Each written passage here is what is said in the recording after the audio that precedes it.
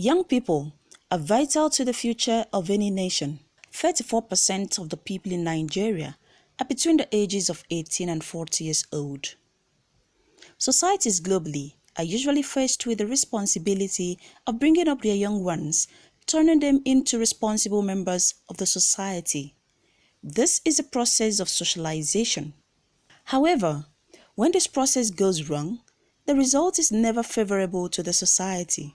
There are many factors that lead to youth agitation, some of which are unemployment, poverty, lack of infrastructure, political instability, frustration, corruption, bad governance, ethnic and tribal crisis, overpopulation, false teaching in worship places, insecurity, ineffective communication from political leaders, and others. Youth restiveness has been a device used by the youth to get something from relevant authorities, and some of their modus operandi include protest, demonstration, mass rally.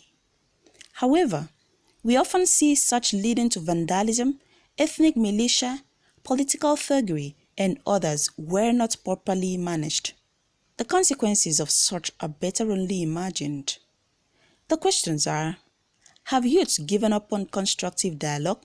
Nigerian youth have made a lot of constructive, that they've done a lot of constructive dialogues with subsequent government, but it's as if most of the promises being made to them were not kept. Part of why you now see them not having any, not believing in government any longer. And I believe this is not, it's not a problem peculiar or probably that you can associate with this present government. It's a problem, it's a bottle of problems that have been going on in the country. I really cannot say that the youth has finally given up on the country. Although you can realize that this has been a long coming for Nigerian youth.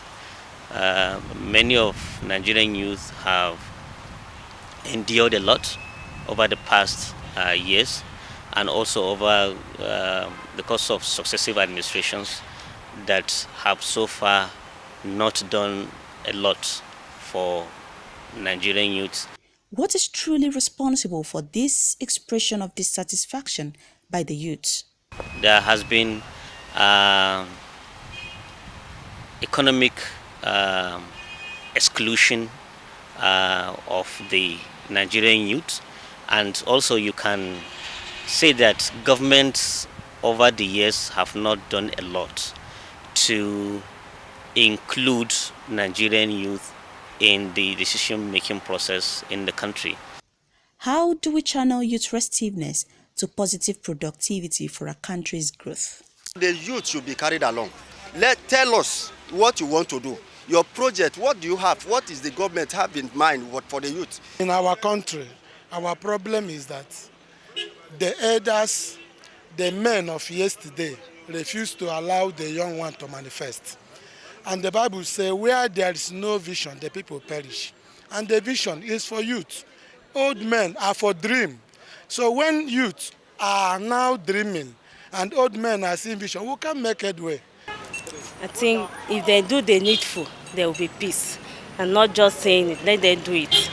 Put everything in place. Let the youth have say in the society. And one of the ways that we can engage these young people is by employing them.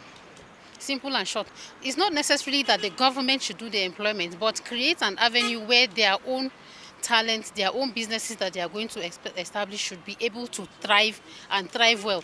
The government should just give listening ears to the youth, try and hear what the youth have to say concerning certain issues in this country. The SSA particularly has been encouraging Nigerian youth to organize themselves, come in groups, come and discuss your problems with him, and he has been taking all those things to Mr. President, and that has been informing Mr. President's decision.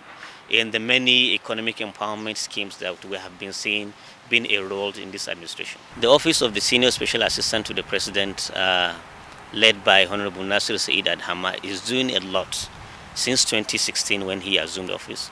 He has been transforming the office into not just an office where youth will come and lay complaints and go without any of such complaints really being addressed. He was asked by Mr. President to develop an economic empowerment program that is going to have meaningful impact on Nigerian youth. And he has been doing a lot on that.